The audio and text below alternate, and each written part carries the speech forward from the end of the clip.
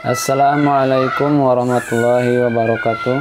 Alhamdulillahirabbil alamin. Dalam kesempatan ini saya akan bagikan bagaimana cara membuat lem natural ya dari bahan kulit atau dari bahan sinyu ya. Atau juga bisa dari gelembung ikan ya. Nah, yang ada di depan kita ini adalah lem kulit dan lem sinyu atau kulit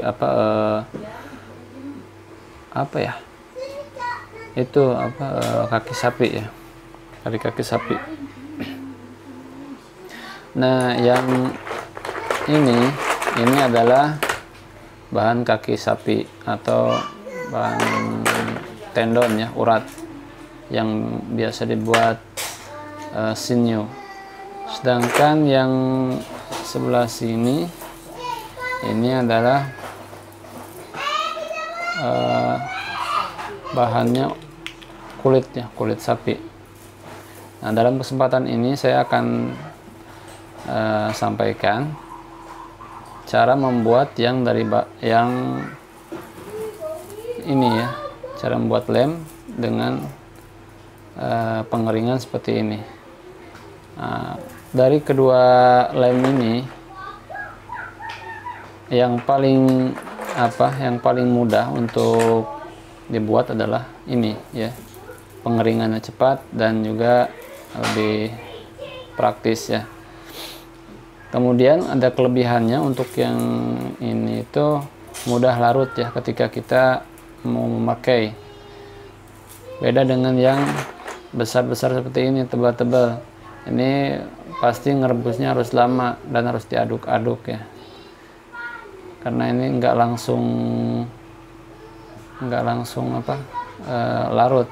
Beda dengan ini, bentar aja ini kita masukkan ke air langsung larut ya, karena tipis-tipis. Oke, nanti untuk caranya simak aja video ini sampai selesai ya.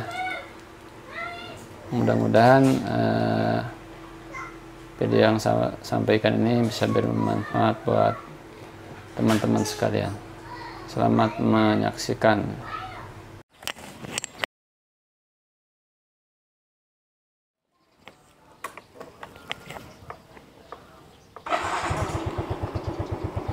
Kita akan cari lem ya. Pasar untuk masih pagi.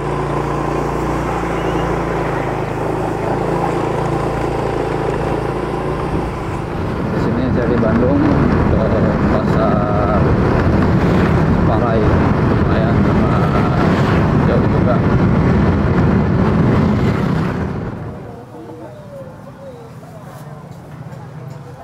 Yang ini aja sini. Ya, kilo aja. Kilo ya.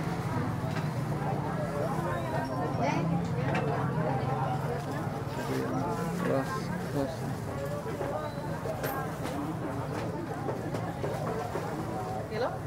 Lebih ya? Lebih? 2 kiloin aja deh. Ya.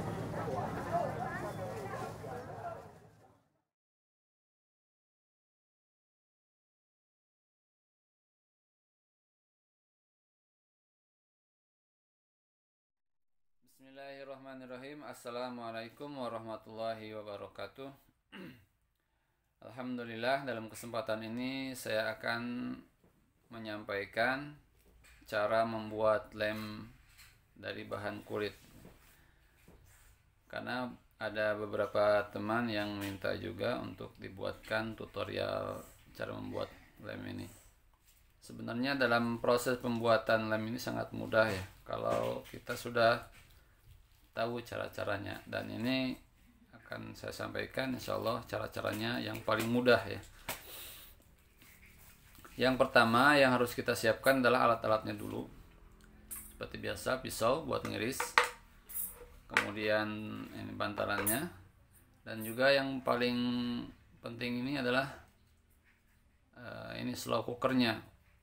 Ini untuk merebus lemnya selama 24 jam ya. Saya biasanya 24 jam. Kurang dari itu juga sebenarnya sih udah jadi ya, cuman masih ada sebagian lem yang masih belum hancur. Kalau saya 24 jam supaya hancur semuanya gitu. Nah, slow cooker ini dia bahannya dari keramik ya, dari keramik, sehingga panasnya itu nggak terlalu panas gitu, stabil panasnya. Kalau misalkan belum ada alat ini, sebenarnya murah ya, cuman ya 300 ribuan lah. Ini yang ukuran 3 liter kalau nggak salah ya, 1,5, lupa lagi. Tapi kalau misalkan ini belum ada, bisa juga pakai rice cooker ya, rice cooker buat masak nasi. Hanya saja kalau pakai rice cooker itu dia panasnya nggak stabil ya, terlalu panas gitu, dan cenderung si airnya itu cepat habis karena dia ada sirkulasi pembuangan udaranya. Jadi airnya harus dipantau dan ditambahin kalau airnya kurang. Tapi kalau pakai ini kedap ya, jadi si udaranya nggak terlalu banyak, si airnya itu nggak terlalu banyak menguap gitu kalau pakai ini. Kalau pakai rice cooker itu ya kekurangannya airnya cepet habis, jadi harus dipantau. Kalau misalkan udah kurang, kemudian tambahin lagi. Itu juga saya dulu pakai rice cooker selama 12 jaman lah, 12 jaman udah lumer ya pakai rice cooker. Kemudian setelah ininya siap ya, oke, kita potong-potong dulu si kulitnya. Nah, ini bahan-bahan yang saya beli tadi di pasar. Seperti biasa, ini kikil yang suka dimasak sama ibu-ibu ya, yang suka masak kikil.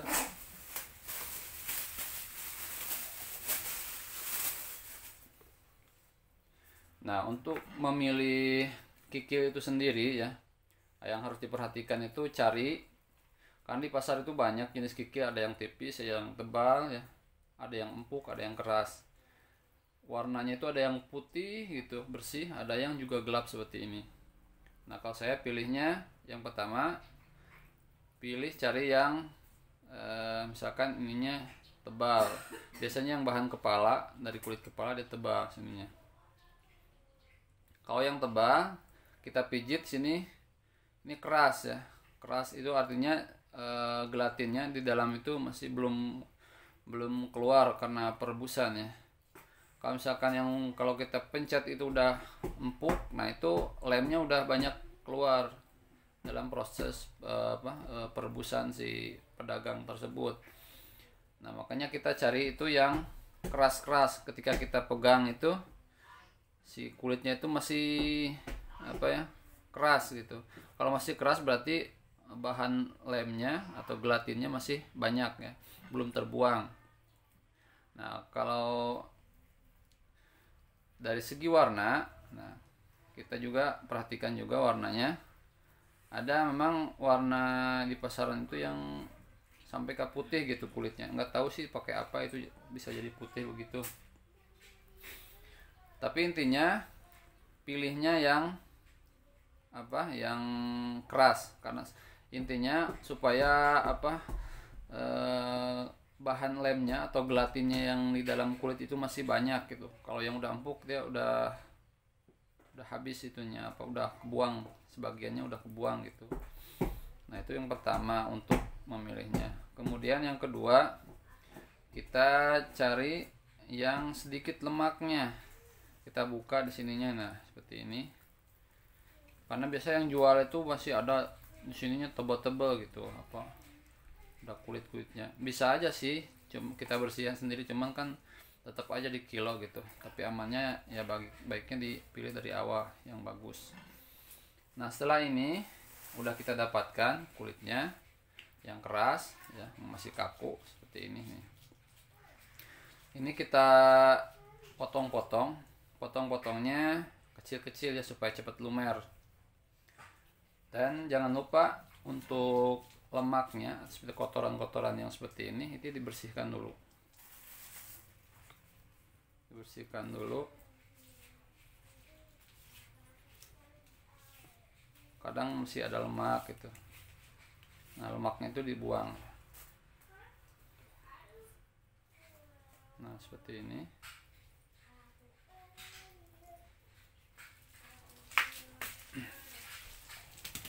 Kita potong-potong dulu.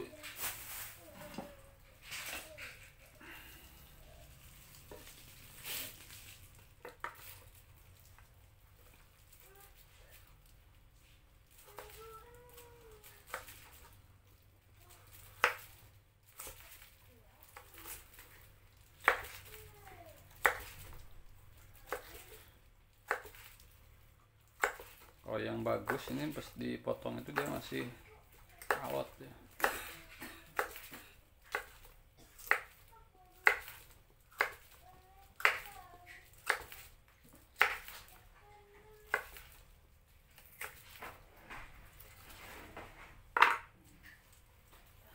Kita masukin aja langsung ke slow cookernya.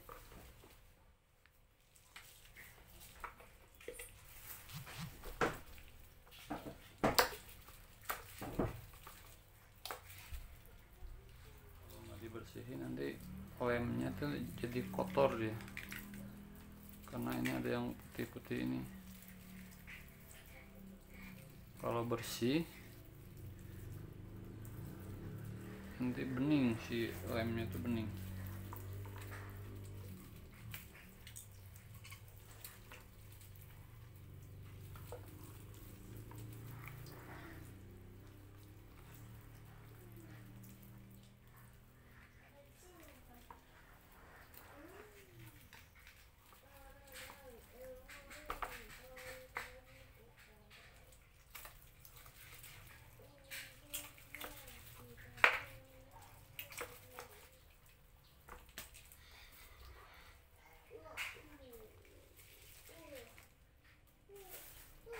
Ini saya beli 2 kilo tadi ya, beli 2 kilo untuk satu ini. Wah, ini masih banyak ini.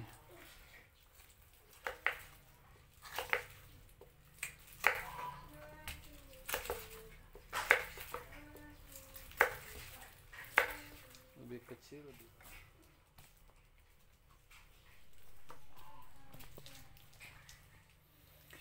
Nah setelah kita potong, selesai memotong, udah kita masukin ke slow cookernya. Nah, nanti kita tambahkan airnya. Dan ini 2 kilo itu udah pas ya, cukup, udah penuh seperti ini. Nah ini kondisi kulitnya sudah matang.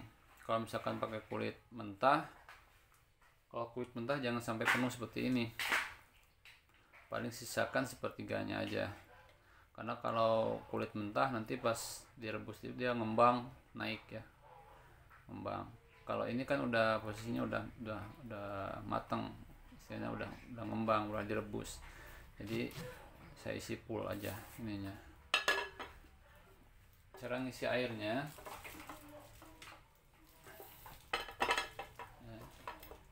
ini sering banyak yang nanya ini berapa takaran airnya yang pas gitu. Kalau saya sendiri sih nggak pakai istilahnya perbandingan gitu ya. Istilahnya kalau saya masih pakai feeling aja sih. Isi airnya nanti dikontrol, misalkan kalau misalkan si lemnya masih encer, maka saya tambah lagi waktu perebusannya. Kalau misalkan terlalu kental, tinggal ditambah lagi airnya. Kalau saya sendiri seperti itu. Tapi ada juga sih teman-teman yang udah pakai perbandingan gitu. Cuman saya belum bikin sampai seperti itu gitu. Saya kasih air dulu. Ini airnya air bersih aja, seperti air mentah ya. Bukan sih ada sebagian itu pakai air minum ya. saya pakai airnya aja nggak apa-apa, pakai air buat mandi. Nah isinya ini enggak, sisakan sampai segini aja. Sebenarnya ini terlalu banyak juga kalau seperti ini, karena nanti ini tuh udah ada airnya ya. Kalau posisi kulitnya yang udah mentah, udah matang itu sebenarnya harus sedikit airnya, paling juga kasih setengahnya. Ini terlalu banyak ya, saya buang lagi.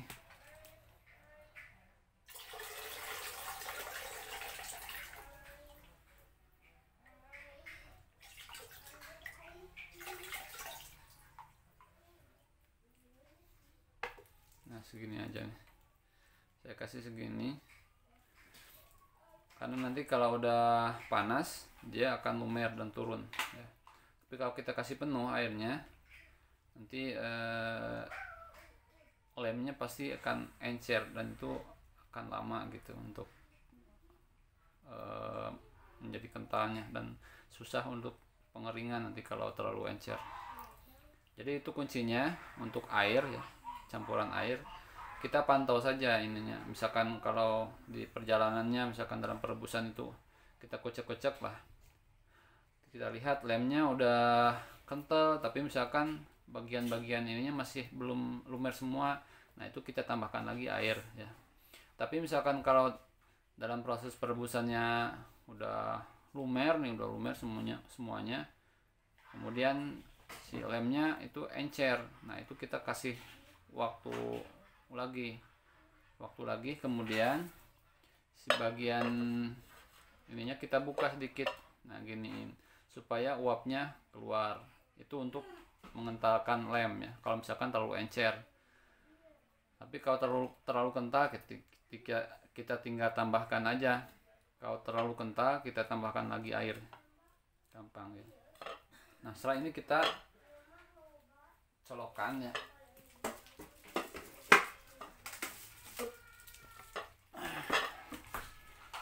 Ini posisinya nanti solona pasang di height ya, di heightnya. Kalau di low itu memang lebih lama sih ininya pemanasannya. Kalau saya sendiri pakai di high.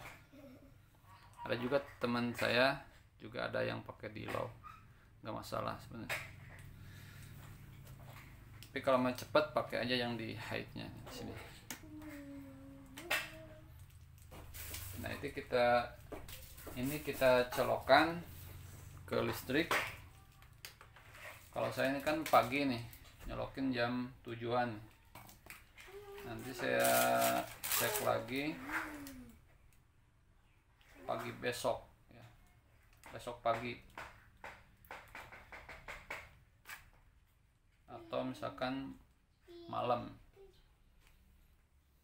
Tapi kalau malam susah ngerjainnya.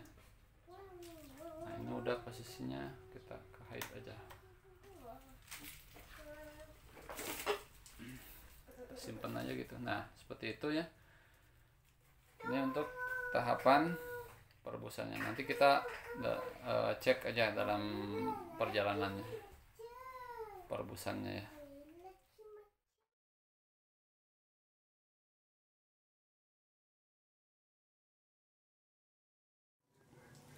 Kita coba lihat setelah 24 jam ya. Nah ini udah menyusut.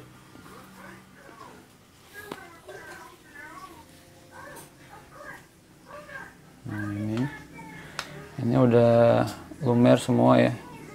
Nah ini tinggal hampasnya ini. Tinggal hampasnya yang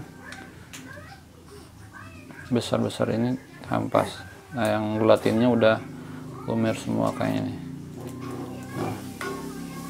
Nah kalau misalkan pada proses ini masih encer, belum terlalu kental ininya, maka tambah lagi waktunya supaya airnya dia menguap ya. Kalau terlalu encer nanti susah kering. Kalau ini saya rasa ini cukup ya. Nanti kalau terlalu encer, nah tutupnya diginiin aja segini, bukain supaya airnya itu nguap keluar ya. Ini udah cukup, kita tumpahin aja nanti ke plastik.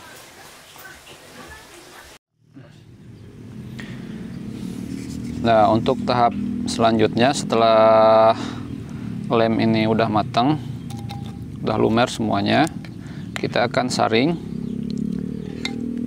Kita saring supaya ampasnya ini tidak ikut ke dalam lemnya. Biasanya kalau cara biasa itu biasanya disaring kemudian masukkan ke loyang ya, atau setelah loyang dipotong-potong masukin kulkas. Itu juga bisa seperti itu ya. Dan itu lebih lebih mudah gitu, praktis sebenarnya, tinggal nyimpen di kulkas. Hanya saja untuk pengeringannya lama ya. Nah, ini cara ini saya sampaikan. Cara ini adalah cara yang paling cepat untuk pengeringan. 1 hari bisa langsung kering ya. Alatnya adalah kita siapkan dulu nih plastik yang lebar ya. Seperti ini saya gunakan, ini plastik bekas di kantor ini. Nah, kita coba saring dulu di sini, tumpahin sini ya. Jadi nggak usah pakai wadah ini ya, pakai plastik aja yang lebar.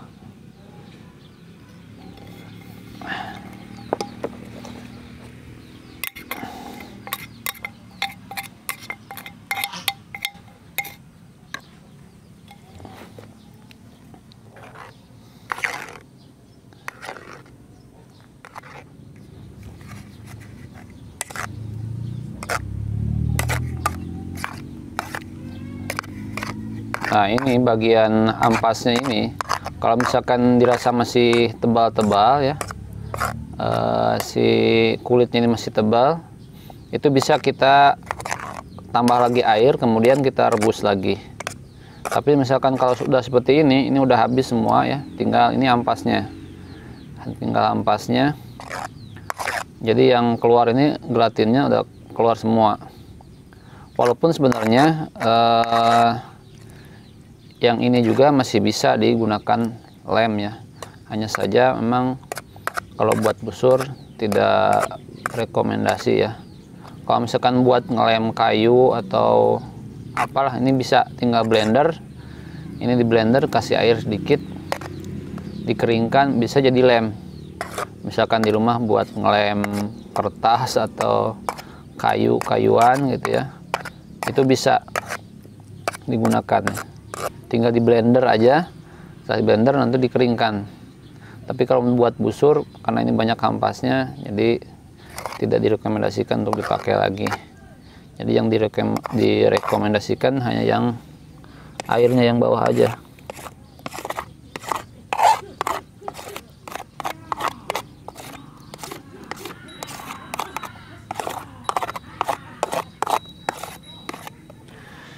Nah, ini kita ratakan ya, ratakan setipis mungkin supaya cepat kering ya.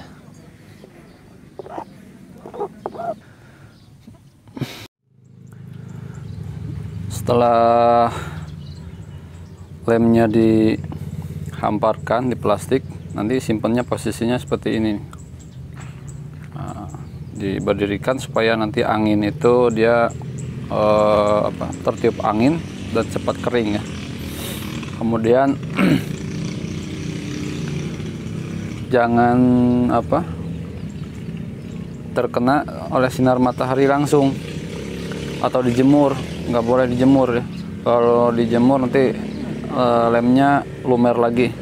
Jadi posisinya simpan di tempat yang teduh seperti ini, di tempat yang anginnya agak kencang gitu kalau bisa ya, atau pasang kipas juga boleh, diangin-anginkan gitu. Jadi posisinya jangan dijemur, kalau dijemur lumer lagi.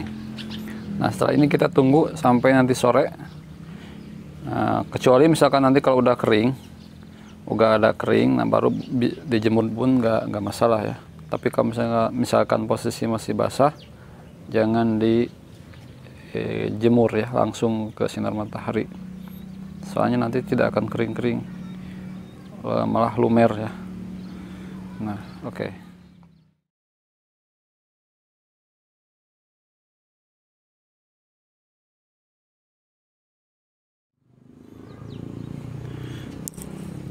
Nah, ini kita proses pengambilan lemnya sudah kering yang kita jemur tadi.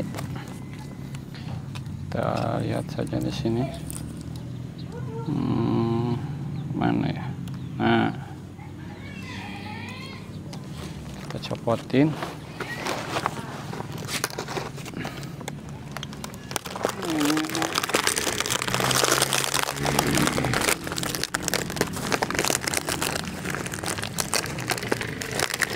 Ini terlalu kita lipat, kita hancurin mesinnya. Nah,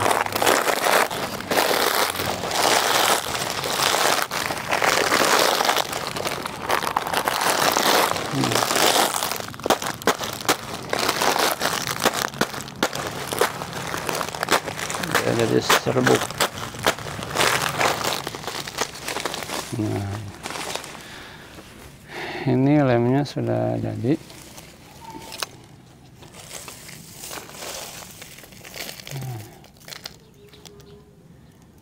Ini kelebihan dengan metode seperti ini. Kelebihannya adalah mudah ketika kita mau memakai. Jadi mudah larut ketika kita mau memakai lem ini. Kalau misalkan potongan tebal-tebal ya, potong tebal-tebal, nanti ketika kita memakai itu emang agak lama untuk larutnya lem tersebut. Harus diaduk-aduk lama gitu kalau yang dipotong tebal-tebal. Tapi kalau yang potongan seperti ini, dengan cara seperti ini lebih mudah ketika menggunakan lem ya, ketika kita mau memakainya. Jadi mudah larut di dalam air. Ini mungkin dapat 100 graman ya, 100 lebih ya, lebih 100 gram. Ini sekitar 150 gram. Ini dengan bahan kikil, kemarin bahannya sekitar 2 kilo ya. Karena memang kalau yang kikil dari pasar itu udah ada proses perebusan, jadi lemnya nggak begitu banyak ya. Beda dengan ketika kita merebus dengan kulit yang mentah, itu pasti hasilnya lebih banyak. Tapi kalau pakai kikil memang agak sedikit ya hasilnya. Nah, setelah kering seperti ini, baru lemnya kita masukkan ke plastik.